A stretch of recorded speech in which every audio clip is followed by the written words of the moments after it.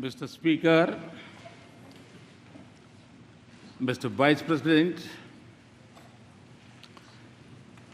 distinguished members of the U.S. Congress, ladies and gentlemen,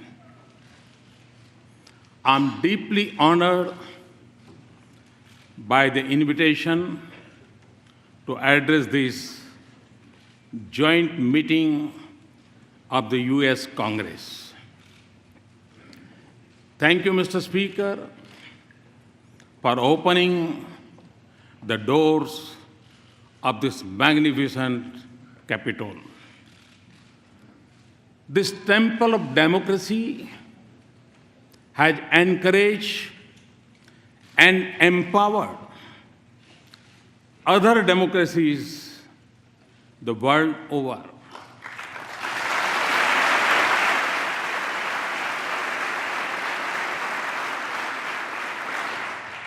It manifests the spirit of this great nation, which is, in Abraham Lincoln's words, was conceived in liberty and dedicated to the proposition that all men are created equal.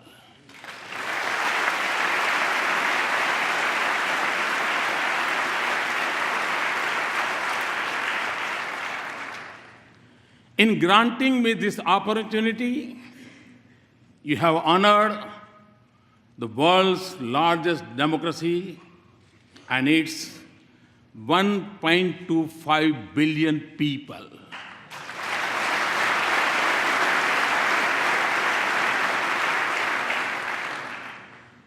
As a representative of the world's largest democracy, it is indeed a privilege to speak to the leaders of its oldest.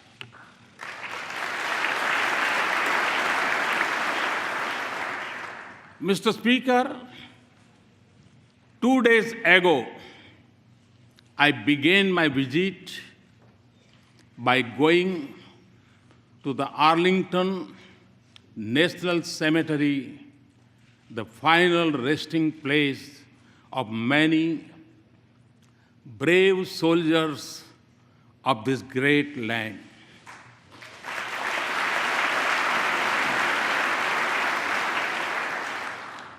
I honored their courage and sacrifice for the ideals of freedom and democracy. It was also the 72nd anniversary of the D-Day. On that day, thousands from this great country fought to protect the torch of liberty.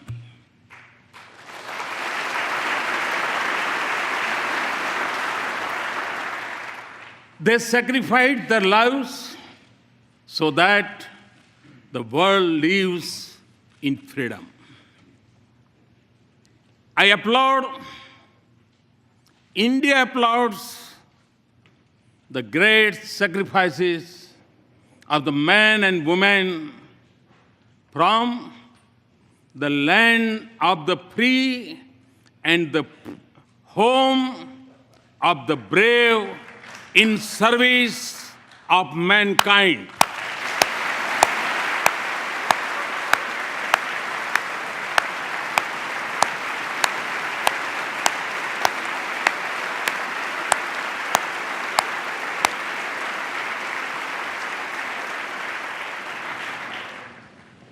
India knows what this means because our soldiers have fallen in distant battlefields for the same ideals. That is why the threads of freedom and liberty from a strong bond between our two democracies. Mr. Speaker,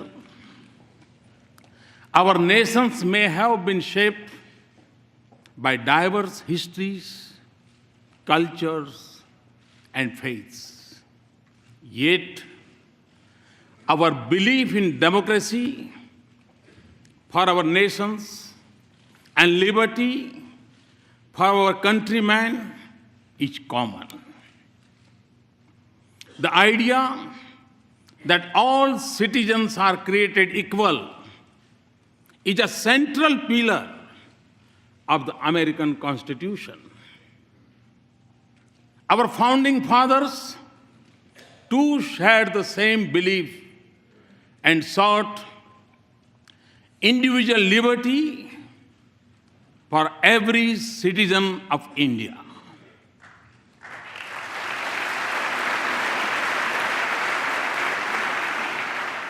There were many who doubted India when, as a newly independent nation, we repose our faith in democracy. Indeed, wagers were made on our future, but the people of India did not waver. Our founders created a modern nation with freedom, democracy, and equality at the essence of its soul. And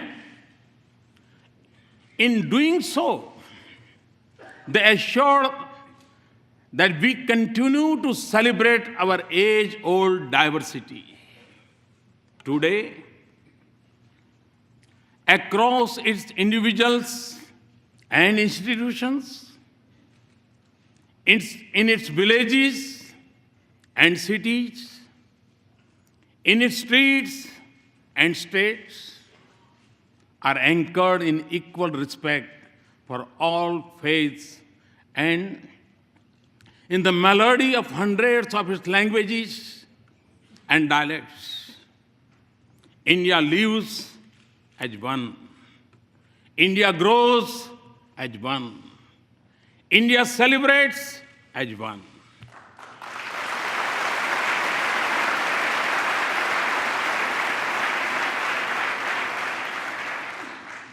Mr. Speaker, modern India is in its 70th year. For my government, the Constitution is its real holy book. And in that holy book, freedom of faith, speech, and franchise, and equality of all citizens, regardless of background, are enshrined as fundamental rights.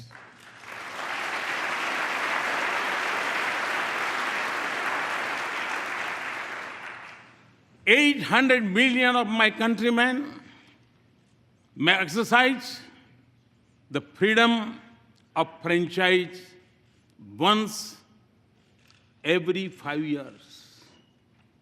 But all the 1.25 billion of our citizens have freedom from fear, a freedom they exercise every moment of their lives.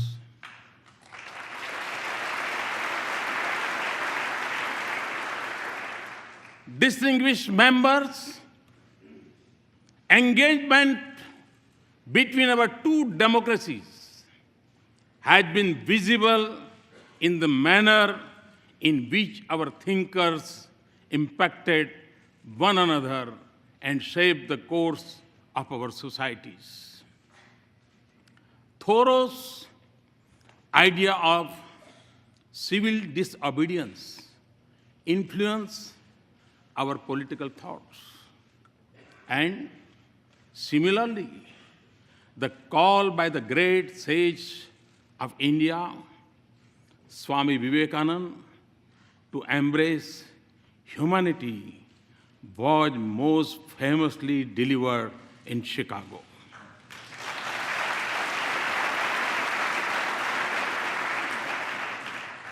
Gandhi's non-violence inspired the heroism of Martin Luther King.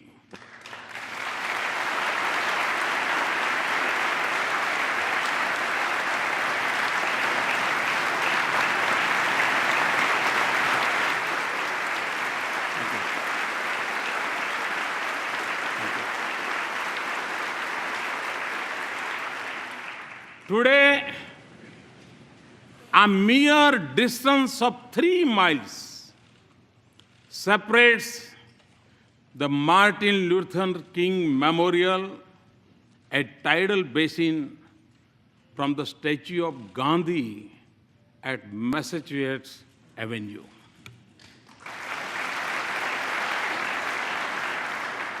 This proximity of their memorials in Washington mirrors the closeness of ideals and value they believe in.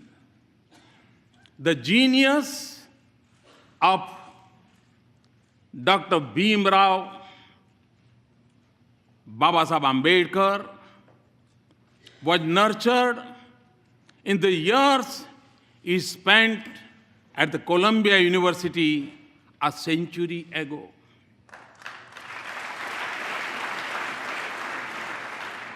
The impact of US Constitution on him was reflected in his drafting of the Indian Constitution some 3 decades later.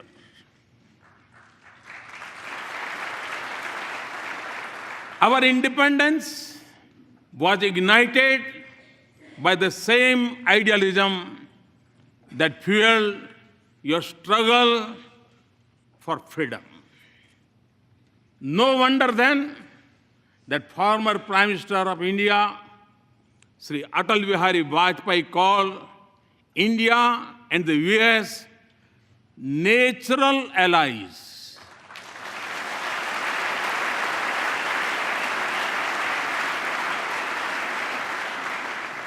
No wonder that the shared ideals and common philosophy of freedom shape the bedrock of our ties. No wonder then that President Obama has called our ties the defining partnership of the 21st century.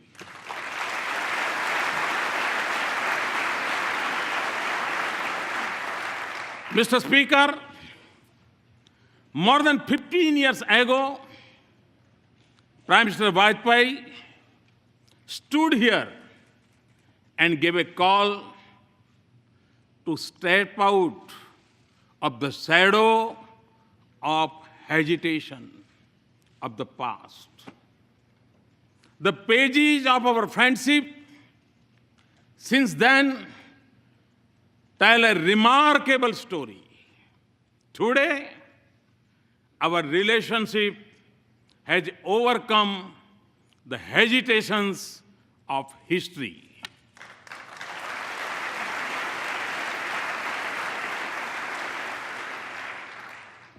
Comfort, candor, and convergence define our conversations. Through the cycle of elections and transitions of administration, the intensity of our engagements has only grown. And in this exciting journey, the US Congress has acted as its compass. You have helped us turn barriers into bridges of partnership.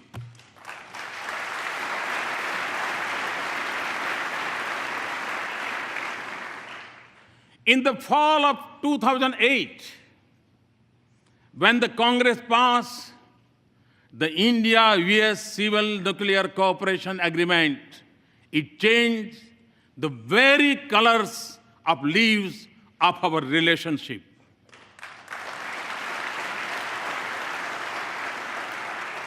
We thank you for being there when the partnership needed you the most. You have also stood by us in times of sorrow. India will never forget the solidarity shown by the US Congress when terrorists from across our border attacked Mumbai in November of 2008.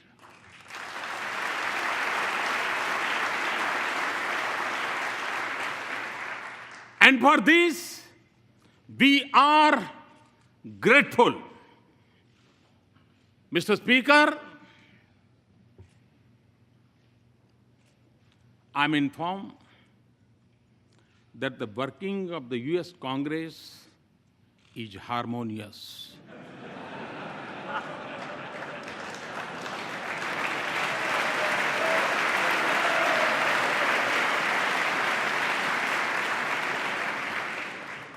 I'm also told that you are well known for your bipartisanship.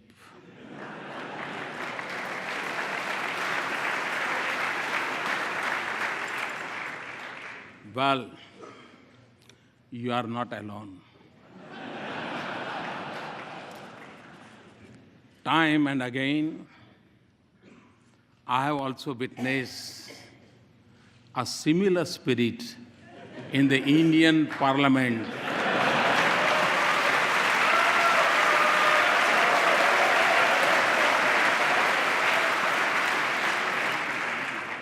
Especially in upper house.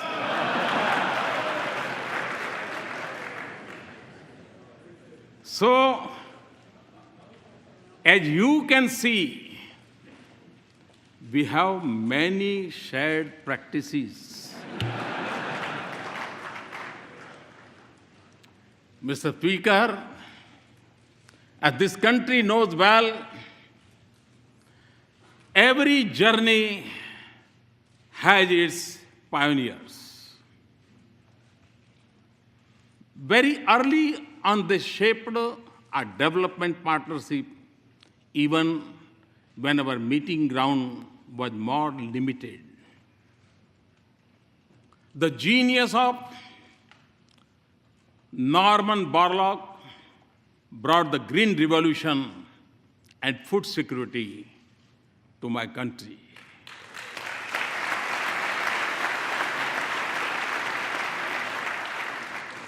The excellence of American universities nurtured institutions of technology and management in India.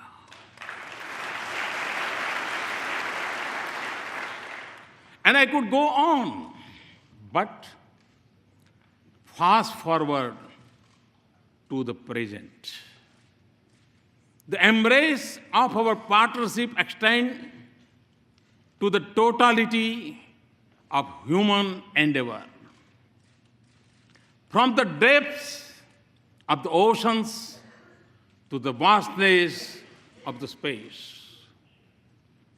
Our science and technology collaboration continues to help us in cracking the age-old problems in the fields of public health, education, food, and agriculture.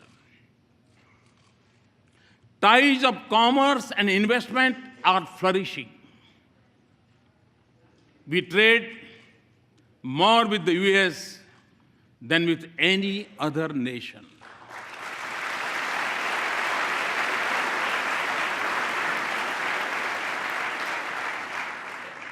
And the flow of goods, services, and capital between us generates jobs in both our societies. As in trade, so in defense. India exercises with the United States more than we do with any other partner.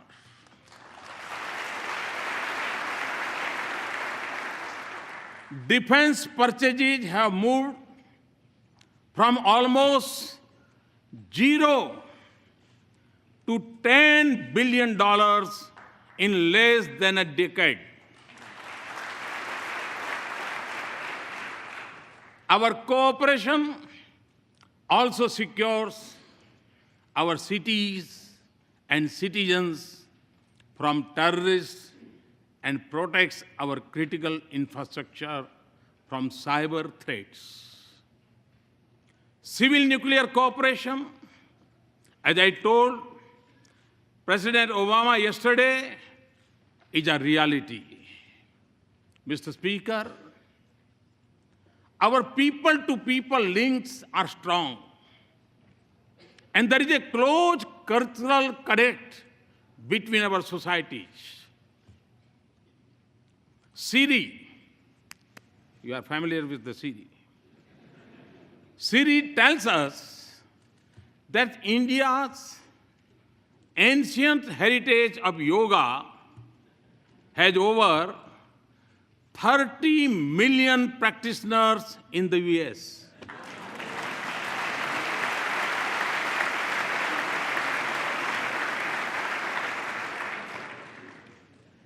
It is estimated that more Americans bend for yoga than to throw a curveball. And no, Mr. Speaker, we have not yet claimed intellectual property right on yoga.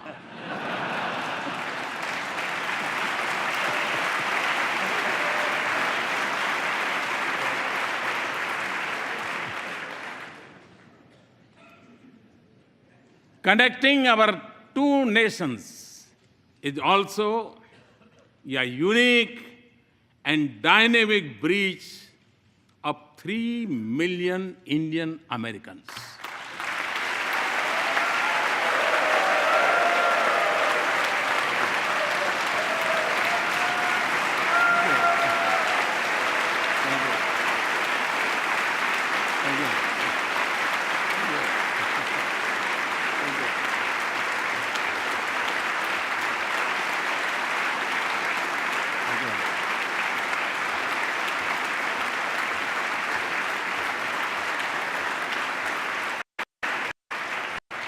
Today, they are among your best CEOs, academics, astronauts, scientists, economists, doctors, even spelling bee champions.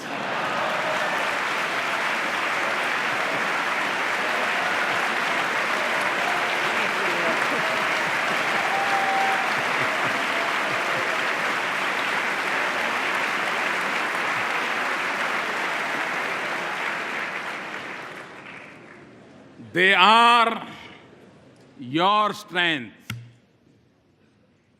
They are also the pride of India.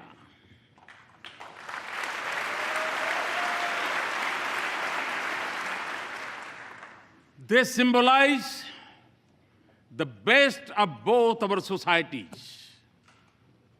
Mr. Speaker, my understanding of your great country began long before I entered public office. Long before assuming office, I traveled coast to coast, covering more than 25 states of America.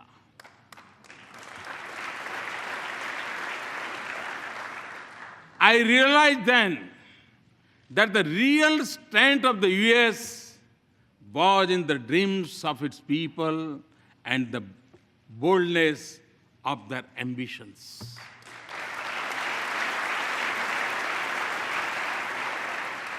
Today, Mr. Speaker, a similar spirit animates India. Over 800 million youth are spatially impatient. India is undergoing a profound social and economic change. 1 billion of its citizens are already politically empowered. My dream is to economically empower them through many social and economical transformations, and do so by 2022, the 75th anniversary of India's independence. My to-do list is long and ambitious, but you will understand it includes a vibrant rural economy with a robust farm sector, a roof over each head, and electricity for all households. To skill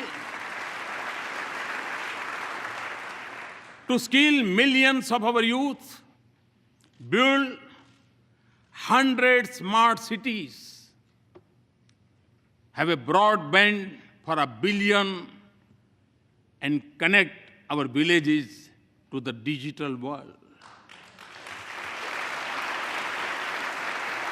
And create a 21st century rail, road, and port infrastructure. These are not just aspirations. They are goals to be reached in a finite time frame and to be achieved with a light carbon footprint with greater emphasis on renewables.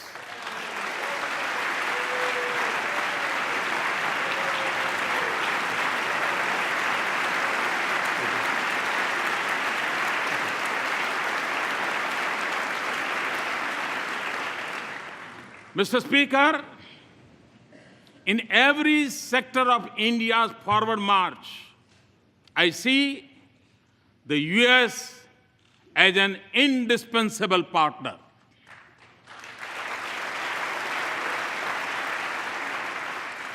Many of you also believe that a stronger and prosperous India is in America's strategic interest.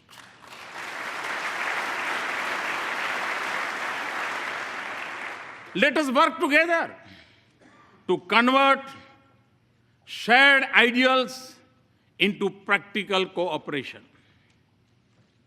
There can be no doubt that in advancing this relationship, both nations stand to gain as the US businesses search for new areas of economic growth, markets for their goods, a pool of skilled resources, and a global locations to produce and manufacture.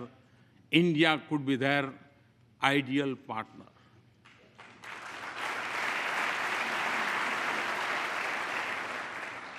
India's strong economy and growth rate of 7.6% annum is creating new opportunities for our mutual prosperity.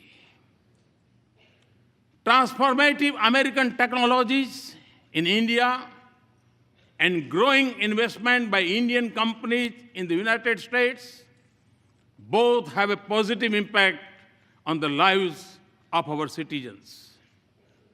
Today, for the global research and development centers, India is the destination of choice for the US companies. Looking eastward from India, across the Pacific, the innovation strength of our two countries comes together in California.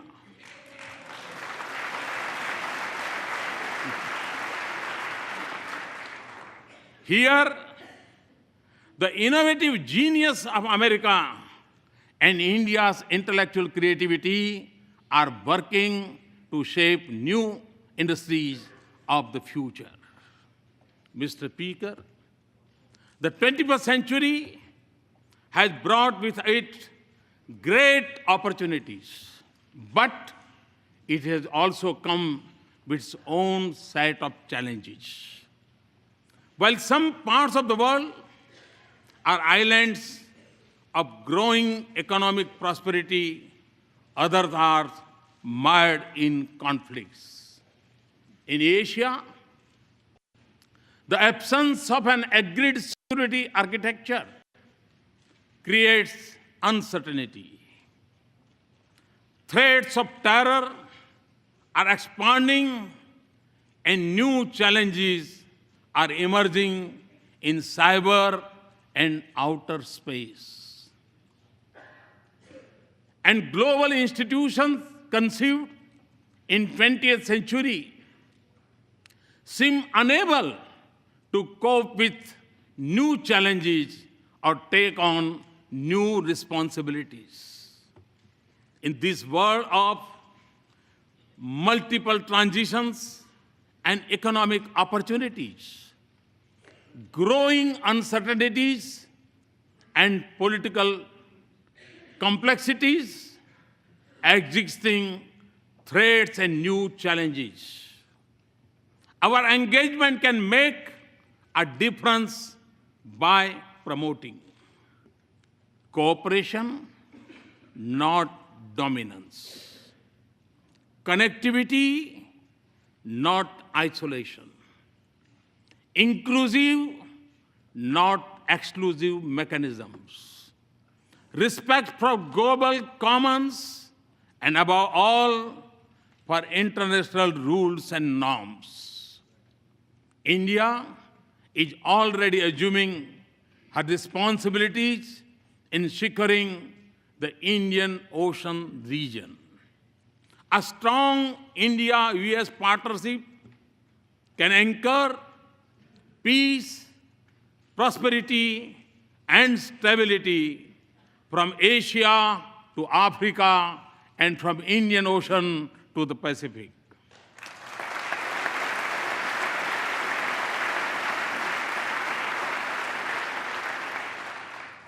It can also help ensure security of the sea lanes of commerce and freedom of navigation on seas.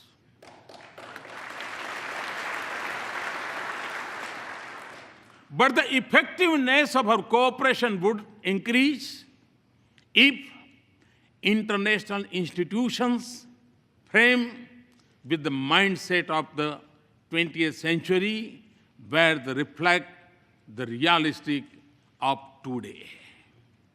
Mr. Speaker, before arriving in Washington, D.C., I had visited Herat in western Afghanistan to inaugurate Afghan-India Friendship Dam built with Indian assistance.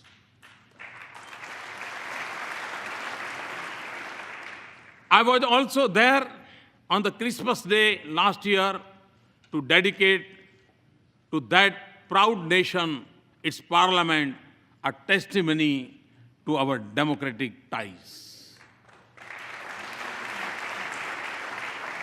Afghans naturally recognize that the sacrifices of America have helped create a better life.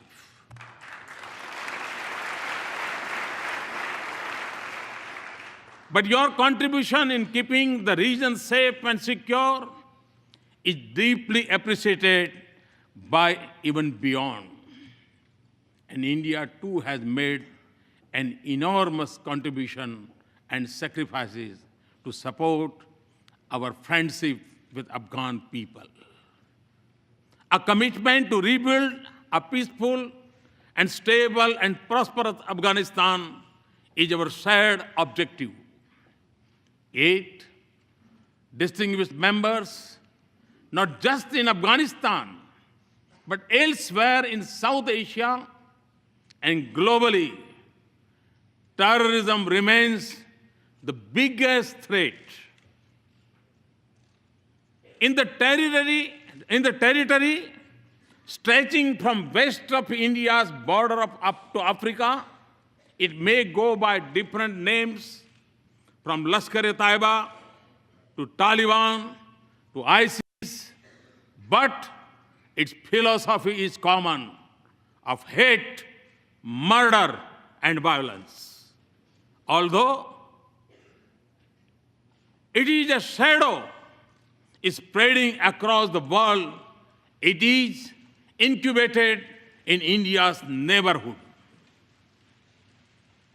I commend the members of the US Congress for sending a clear message to those who preach and practice terrorism for political gains.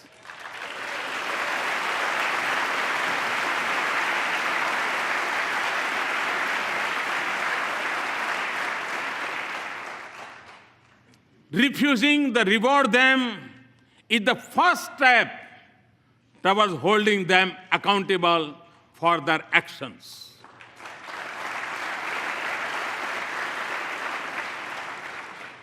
The fight against terrorism has to be fought at many levels, and the traditional tools of military intelligence or diplomacy alone would not be able to win this fight.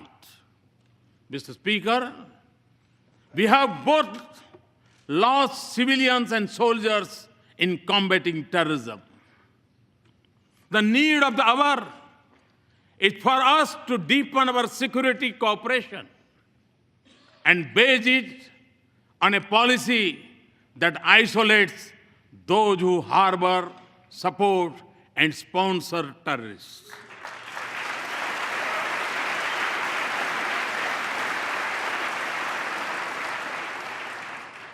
That does not distinguish between good and bad terrorists, and that delinks religion from terrorism.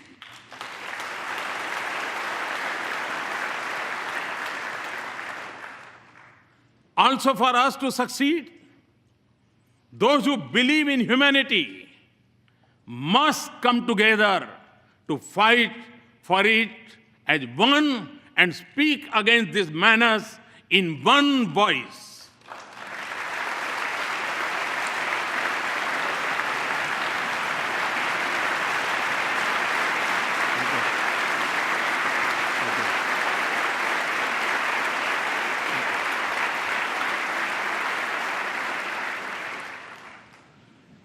Terrorism must be delegitimized. Mr. Speaker, the benefits of our partnership extend not just to the nations and regions that need it most. On our own, and by combating our capacities, we are also responding to other global challenges, including when disaster strikes and where humanitarian relief is needed. From our shore, we have evacuated thousands from Yemen, Americans and Indians and others. Nearer home, we have the first responders during Nepal's earthquake, in the Maldives water crisis, and most recently during landslide in Sri Lanka.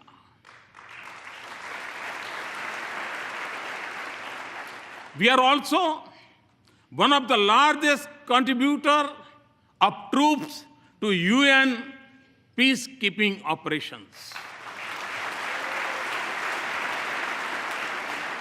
Often, India and the US have combined their strengths in science and technology and innovation to help fight hunger, poverty, disease, and literacy in different parts of the world. The success of our partnership is also opening up new opportunities for learning, security, and development from Asia to Africa. And the protection of environment and caring for the planet is central for our shared vision of a just world.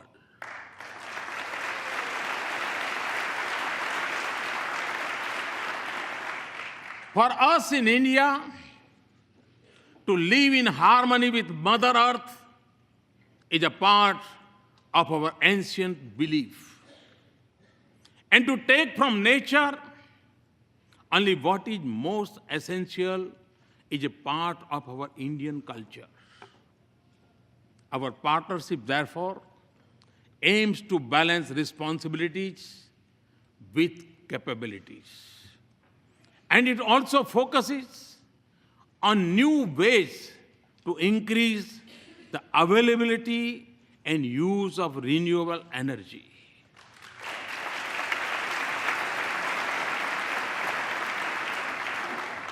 A strong US support for our initiative to form an international solar alliance is one such effort. We are working together not just for better future for ourselves, but for the whole world. This has also been the goal of our efforts in G20, East Asia Summit, and climate change summits.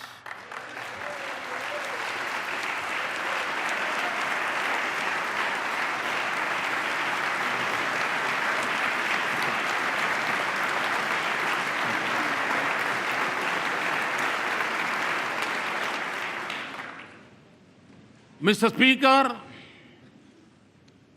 as we deepen our partnership, there will be times when we would have differing perspectives.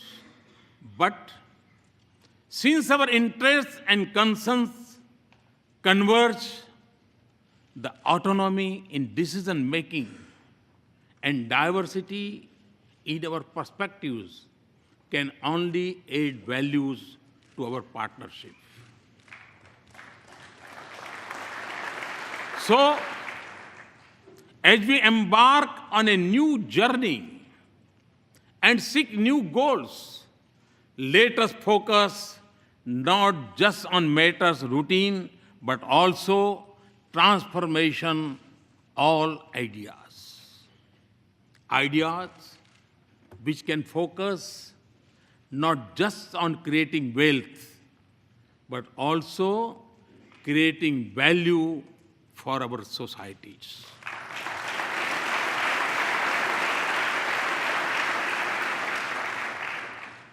Not just on immediate gains, but also long-term benefits.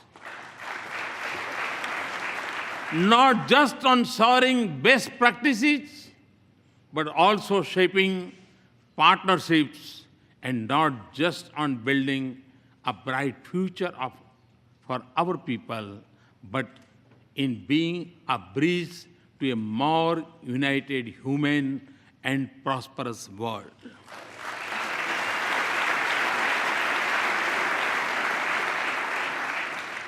And important for the success of this journey would be a need to view it with new eyes and new sensitivities.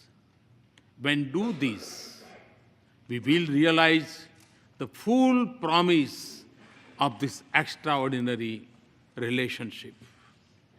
Mr. Speaker, in my final thoughts and words, let me emphasize that our relationship is prime for a momentous future.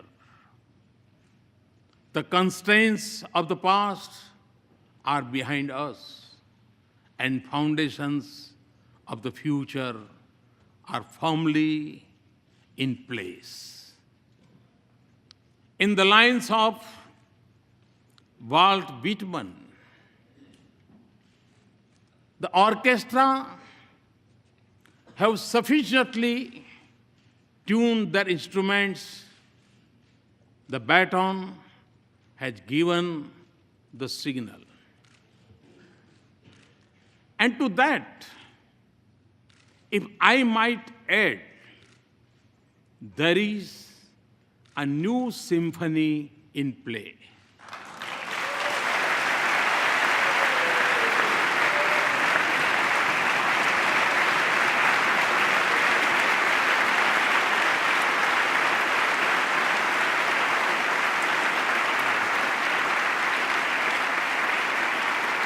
Thank you, Mr. Speaker and Mr. Vice President, distinguished members, for this honor. Thank you very much. Thanks a lot.